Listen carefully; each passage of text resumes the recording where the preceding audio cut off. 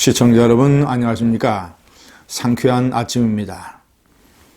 대통령 부인 김정숙 여사가 주제넘는 행동으로 많은 국민의 눈살을 찌푸리게 만들고 있습니다. 어제는 일본의 수출 규제에 대응을 잘했다면서 기획재정부, 중소기업 벤처부, 과학기술정보통신부, 산업통상부 이런 경제부처의 실무자급 과장, 사무관들 이런 사람들 불러서 청와대에서 오찬을 가졌습니다. 이른바 격려 오찬입니다.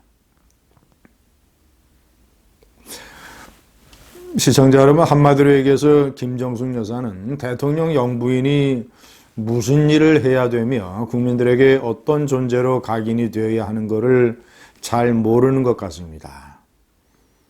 그저 가끔 대통령 흉내를 내면 되는 것인지 자신은 무슨 부통령이나 되는 것처럼.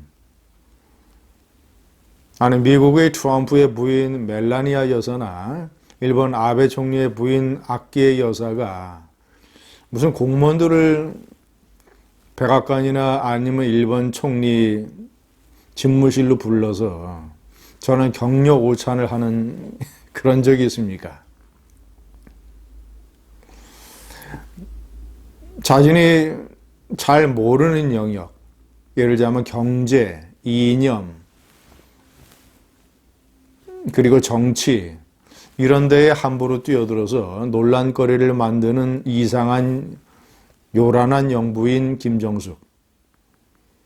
이번뿐만이 아닙니다. 지난 6월 달에는 삼성, 롯데, SK, 신한금융 이런 대기업의 CEO급을 10여 명을 불러서 역시 청와대에서 오찬을 가졌습니다.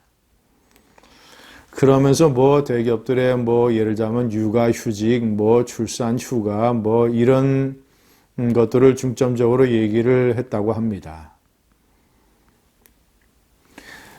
청와대로 대기업의 CEO급 인사들을 부르는 것은 매우 조심스러운 일입니다. 그래서 대통령도 그런 일을 할 때는 여러 가지를 재고 꼭 필요성을 따지고 해서 치러지는 일이죠. 만약 대통령도 조심스러워하는 일을 버젓이 드러내놓고 그런 행동을 했던 것입니다. 이뿐만이 아닙니다. 문재인의 취임 첫 해서부터 이 김정숙 여사는 많은 잘못된 행동으로 논란을 불러일으키고 국민들의 분노와 비판을 샀습니다. 제가 대표적인 것만 좀 소개를 해드리겠습니다. 세 번째에 명기를 해놓은 대로 친북인사 윤희상을 띄우기, 대통령의 독일 방문에 따라가서 본인이 단독으로 베를린 공원에 묻혀있는 윤희상 묘역을 찾아가서 미리 가져온 동백나무를 헌목했습니다. 그러면서 자신이 얼마나 윤희상을 흠모하고 존경을 하는지 본인이 음악을 전공했으니까 대학교에서 작곡가 윤희상이 일종의 흠모의 대상이었다. 그때서부터 이런 식으로 해서 김일성에게 가서 온갖 대접을 받으면서 호의호식을 했던 친북주의자 윤희상을 띄워서 문재인 정권의 이 공산주의, 친공산주의 논란에 불을 붙인 인물입니다. 이것을 첫 시작으로 해서 문재인 대통령의 뇌에서 공산주의자들이 차례차례 나왔습니다. 윤희상, 신영복, 호찌민, 박노해, 손용우, 김원봉 6명이나 됩니다. 과거 산호맹 공산주의 혁명을 꿈꿨던 조국까지 합치면 7명입니다. 김정숙 여사의 문제점 중에서 가장 심각한 것은 자신이 잘 모르는 영역에 뛰어들어서 이상하게 나댄다는 비판을 받을 정도로 행동을 한다는 것입니다. 이념의 영역, 자유민주주의, 사회주의, 공산주의, 한국전쟁, 윤희상 이런 것들에 대해서 이런 이데올로기의 문제에 관해서 김정순 여사가 뭘 제대로 알겠습니까? 그가 그런 문제에 관해서 많은 어떤 지식과 경험이 있다는 것을 보여준 증거가 없지 않습니까? 제가 5번째 명기를 했습니다마는 이념의 영역 말고 정치의 영역까지 뛰어들어서 지난 5.18 기념식 때는 일부러 황교안 대표와 악수를 하지 않음으로써 많은 논란을 불러일으켰습니다. 아니, 대통령 부인이 뭐라고? 대통령 부인이 무슨 야당 대표나 됩니까? 야당의 원내대표 정도 됩니까? 자신이 어떤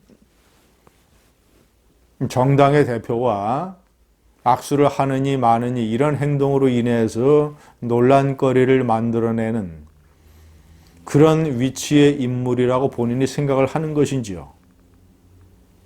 대통령 부인은 그저 일개 부인입니다. 대통령이 된 사람은 남편이지 부인이 아닙니다. 대통령 부인은 부통령도 아니고 여당의 집권당 대표도 아닙니다. 그런데 악수를 하지 않는 이런 행동으로 많은 또 정치적인 파장을 일으켰습니다. 이것뿐만 아닙니다. 제가 김정숙 여사에게 제기하는 중요한 비판 중에 하나는 어떤 도덕의식이 상당히 결여됐다는 것입니다. 국가의식.